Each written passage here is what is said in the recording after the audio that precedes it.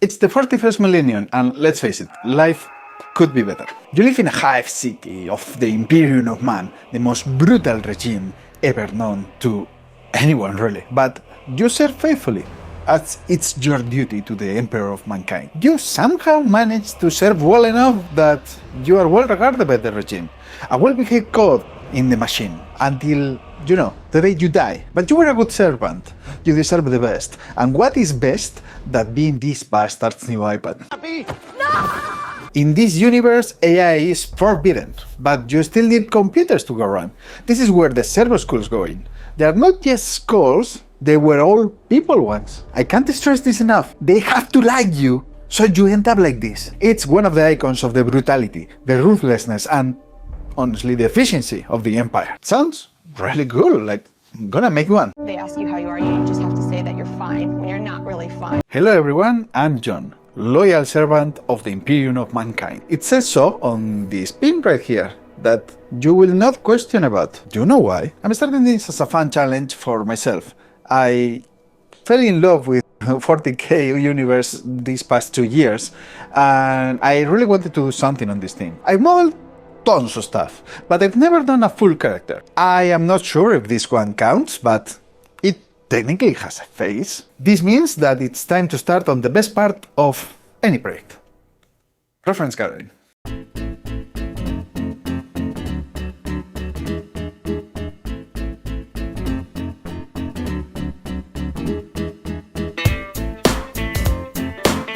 Each Servoskull is unique. There is no specific model, and that means that there are a lot, and I mean a lot, of options to go with. 40 years they've been working on 40k, and there's been Servoskulls from almost the beginning. This means that there are tons of Servoskull sketches, references, game models, and, because we live in the dark, grim future, AI crap. However, it's always best to have extra references than not enough, so I guess that counts as a positive. That's the attitude. This Servoskull is a minion of the Empire, but it's not a guardian, it's not an attack drone. It's more of a crypt saver, you know? Something that you will keep in the crypt to keep tabs on the records and stuff like that, or something that you send to a scout and see if there's chaos mucking around. I ended up following these references of, you know, like some kind of librarian Servoskull. I like the arms a lot and the backup battery, and I added the crown because that was an element that I really liked. So in it goes. We got a nice sketch, so let's start working on the modeling.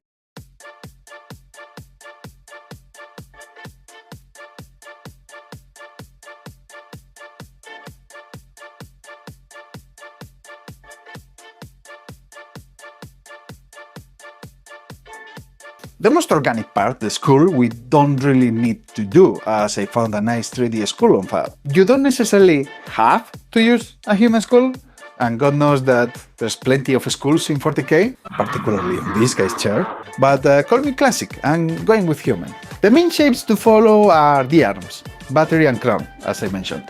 Getting the proportions of the crown right was tricky for me. Sometimes it seemed too big, sometimes it seemed too small. And I secretly hope that I didn't fail on any lore theme by making it too small or too big, because there's the tiniest details and you can make the fandom angry.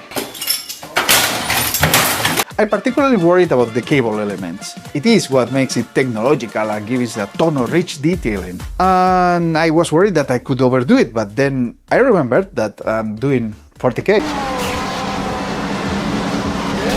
You cannot overdo 40k. It's like when you are on the top, you go over the top. That's 40k. So that was good. We then jump to sculpting. This is one of the fun parts, as long as you don't mess it up. Sculpting from scratch is fun. It's really fun, but I am not used to shivers as much as I would want from scratch. Instead, I do my base modeling in Maya, and I leave the detailing for shivers. It's always tricky because of what I like to call the zoom effect. The zoom effect refers to the amount of zoom you will use, or in other terms, how close your asset or your character will be from action in the camera. In theory, you know which stuff will be a hero asset and what will be just an additional prop in the background. Hero assets have to be able to look pretty good, pretty up close, and in multiple directions. Nothing weird there, it just has to look good. However, When you're working on a model, you can easily get lost on the zoom, getting details in really small proportion that you really don't need. Servoskull? Hero asset, definitely has to look good. However, do you need to make it look good at microscopic level?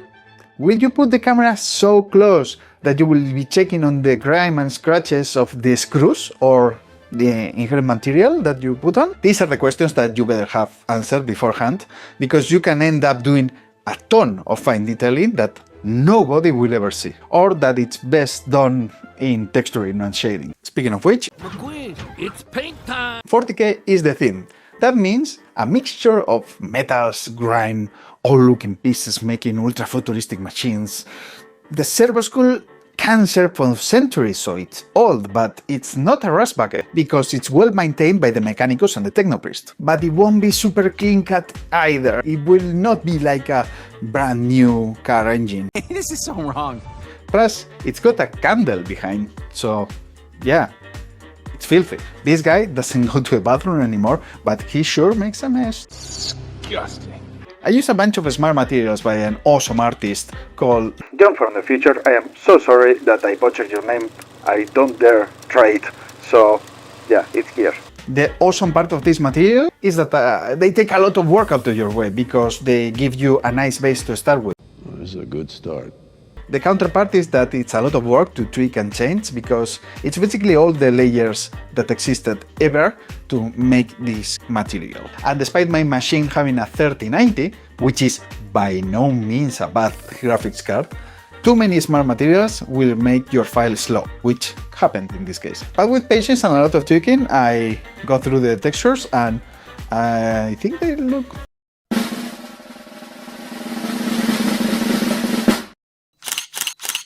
quite okay. Now this is true art! Time to rig. It's alive! Normally, rigging is done more or less at the same time as texturing in a normal production, and if something doesn't work, the departments talk among each other. In this case, you are seeing both departments in your screen. I know, it's so goddamn efficient. My genius knows no bounds, probably. Plus, I never rigged anything before. Nothing at all! Nothing at all! Thankfully, I don't really have to make a super cool and practical rig. I just need to work with the limited limbs and rotations that our dear Servoskull needs.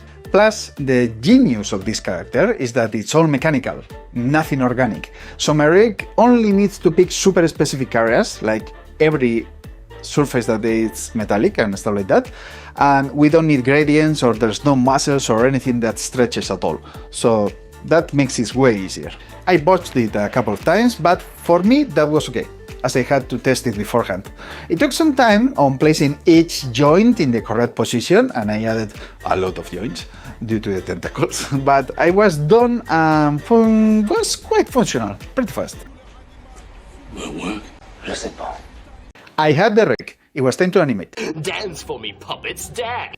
I'm not gonna lie, I was not thinking of doing this myself. I'm not doing that. I have a good friend, which is an excellent animator, and when I asked him if he would animate my character, he kindly said, "You could forgive me for not thinking it through, I hope, because I didn't know, but turns out that the tentacles are one of the worst things to animate ever.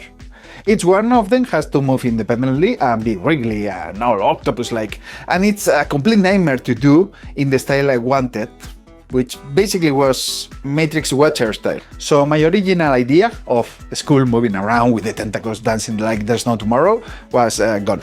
Gone. Why is it gone? But in the darkness, there's a light. Animator friend also had a solution, which involved zero work for him and all the work for me. Like, wow, man, this is like true friendship. You don't see this anymore. You, my friend, are a true hero. The movement of the skull could be subtle, it didn't have to be something eccentric or excessive. It is a guardian's or scouting skull floating away, so the main movement is pretty easy to do. You just make sure that it floats away and it goes up and down, up and down. My issue came with the rest of the joints and how to move them. I'm not an animator, and it's fair to say that getting around the skills to animate well enough so that it doesn't look like crap takes years. However, enter Overlapper. You input the main animation, and this handy plugin makes it so all secondary joints follow it through. Like this thing I like. This thing I like a lot.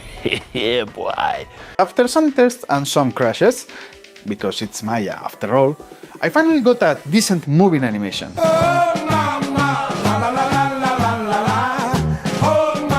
And then because I thought that I could also manage it with this plugin, I made an idle animation. John from the future here. I did this pose to hold the book, and accidentally it turned out to be the most Italian shit I've ever done. But I love it. I love it so much. Hey, I don't have a lavoro. Italian. It was my original intention to do my own environment, but sometimes you gotta go with something that you know it's going to work perfectly. Enter Dark Ruin. You have to admit that even the name fits the theme. This is an Unreal Engine scene that is for free in Fab. What do I owe you? Nothing. It's for free. Free? It's an amazingly detailed environment, and for my purposes, very 40k cryptolite. Yeah, some chaos happened around here. Could I make a scene as good as this? No, I don't think so. Could I make a way smaller scene, keep bashing pieces from here and there, from this scene and some others, and make it comparably good? Very likely, but I would have to add an extra month or 2 months to do the environment. And I just couldn't picture it with any other environment now. I had so many cool places to work with that my mind couldn't think of anything else. It's just so freaking cool. I did think about relighting it though. I am, of course, a lighter, but I was already over my head with time. So yeah, I decided to just work with what we had in the skin. Which is, of course, not bad because it's super cool looking, so no loss there. Well, could be worse. I was only gonna do some shots to make the character look cool and all, you know, some screen caps or a station, maybe a short video, but while looking through the scene, I started to see a little montage in my head. What if I told a story of the Servoskull exploring the script, without much dialogue or almost none, just playing up with hiding the features of the school? Well, you know, only one way to know.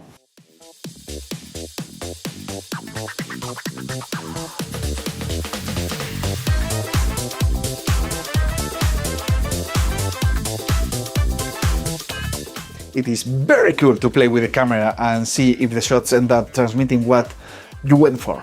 But it's not all that you need to tell a story. You need another component. Oh, that's our secret sauce. In all the edits I've done, I focus on the ambience and music a lot. Visuals don't translate as well if you don't set up the mind first to receive them, and you set up the mind with sound. I needed something that would work with my secrets reveal idea. It's also Warhammer, so I needed it to be very gothic, with some machinery effect in the background, something that reminded you of a broken future, something grim and dark. I've heard that before. I looked all around and I found Archotechna. This guy does Warhammer 40k style music, and I promise you people, he's super talented. Just listen to this.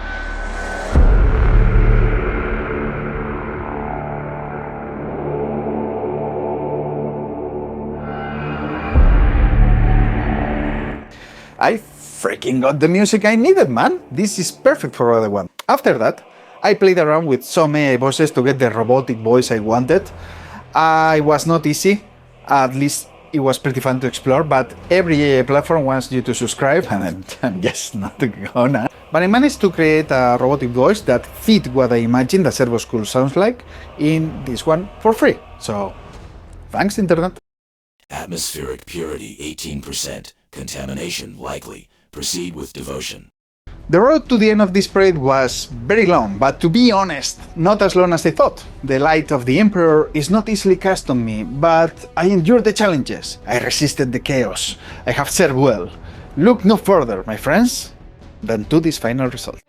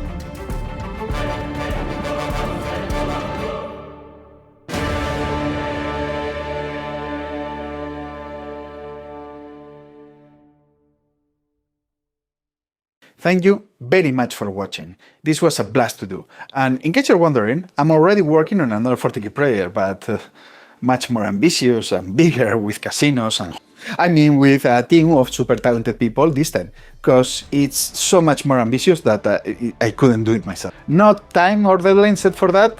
Could take a year, could take 2, but I'll let you know when I'm done. Please like and subscribe if you like the video, and stay tuned for the next one. It will be much sooner than this one, I promise. I don't promise. No, I don't promise. Hi, John from the future. Post that at John if you want to think of me like that. This project wouldn't have been possible without the help of Juan Manuel Cervilla and Josuria. Those two chaps helped me a lot with all my doubts during the process, and I cannot thank them enough for helping me. I wrote to Archotechna because I would like to inform people when I'm using their stuff, and he saw the short and he liked it, and he told me that I could use the song, so thank you so much for letting me use your music, and please, pay him a visit. He's super talented and he deserves a like, maybe even a subscribe. And if you're hungry for more, check out Project Servoskull in the link in the description down below. Remember to like and subscribe.